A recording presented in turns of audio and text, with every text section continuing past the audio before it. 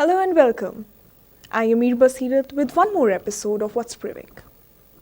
There's a saying in the Muslim world, choose your neighbor before the house. A bad neighbor can be a misfortune and a good one a blessing. But unfortunately in geopolitics, you don't get to make this choice. You don't get to choose your neighbor, you just have to find a way to live with them.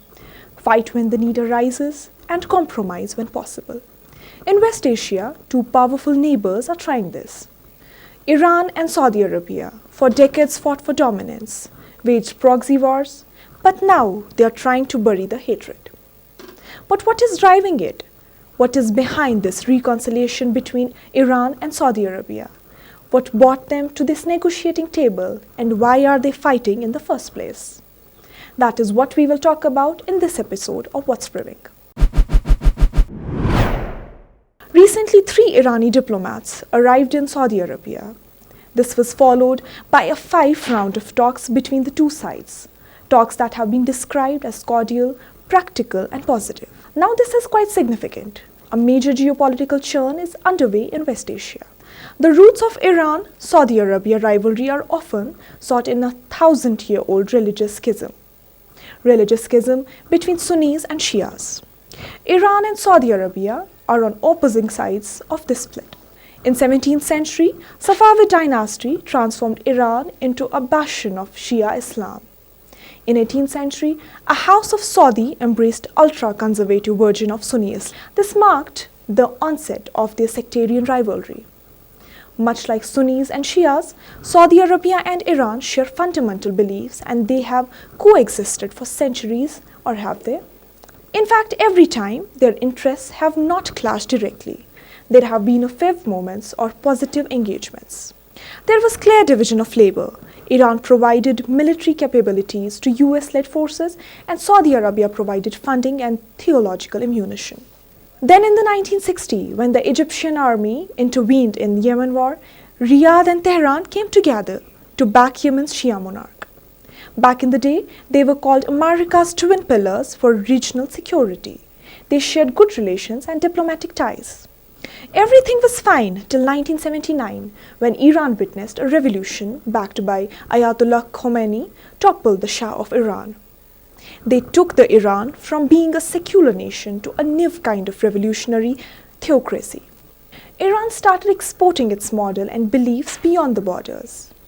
The Ayatollah called upon the Muslims to overthrow America-backed Arab rulers. The same year, that is 1979, there was a transition in Saudi Arabia too, one that sent the kingdom down to the path of conservatism. The Grand Mosque in Mecca, the holiest site in Islam, was attacked by radical Islamists. The attack took Saudi Arabia from modernity to deserted tribalism. The House of Saud took refuge in Wahhabism to cement its authority and began exporting its beliefs to build influence. So to put it simple, after 1979, the two nations started drifting apart. They both set out a quest of building influence. Both have the resources to do so. They also have a weak spot, a religious and ethnic minority in their oil-rich provinces. In Saudi Arabia, the eastern province has a significant Shia population. It also has most of the kingdom's oil reserves there. The Saudi monarchy felt threatened by the unrest here. It started exerting control on Shias and limiting their links to Iran. Same as with Iran, it had a significant Sunni population living in the Khuzestan province. 80% of Iran's onshore oil reserves are in this province. So the regime feared an ethno-religious uprising there. It started to crack down on Sunni Muslims. Both Iran and Saudi Arabia aimed up the us versus them rhetoric. They used the sectarian split, a political construct, to rule at home and to dictate agendas in the neighborhood. The 2011 Arab Spring intensified this rivalry further. There were political revolutions across West Asia and Africa. Governments fell into Indonesia and Egypt. Crises erupted in Yemen, Syria and Iraq. This resulted in a proper vacuum which was immediately exploited by Iran and Saudi Arabia. Both began racing to fill this void. They supported uprisings in states they were not close to and opposed rebellions in states they considered allies. In Bahrain, Iran supported anti-government protests in the name of respecting the will of the people. Saudi Arabia did the opposite. It dispatched its army to help Bahraini monarchy. In Syria, Saudi Arabia backed the rebels. It still does. It provided them military and financial assistance. Iran does the opposite. It supports the Assad regime in fighting rebel groups backed by Riyadh. In Lebanon, Iran supports the Hezbollah, the Shia militant group. The Hezbollah controls huge and heavy armed fighting force. Saudi Arabia has for the longest time supported the Lebanese government in taking on the Hezbollah. Then we have Yemen. Iran supports the rebels, a Shia Muslims group fighting the regime. Saudi Arabia, along with a coalition of Arab nations, helped the regime strike the Houthis. And finally, we have Israel. Militant group Hamas has been a close ally of Iran. Tehran helps the group fight for the Palestinian cause. Officially, Saudi Arabia doesn't support Israel, but two are said to have formed a covert alliance with the joint interest of countering Iran. Things got worse in 2016 when Saudi Arabia executed a Shia cleric Nimr al-Nimr, a popular figure among its Shia minority. He was highly critical of the Saudi monarchy. He wanted them to hold free and fair elections. Saudi saw Iran's hand in behind this activism, so it sentenced Nimr al-Nimr to death.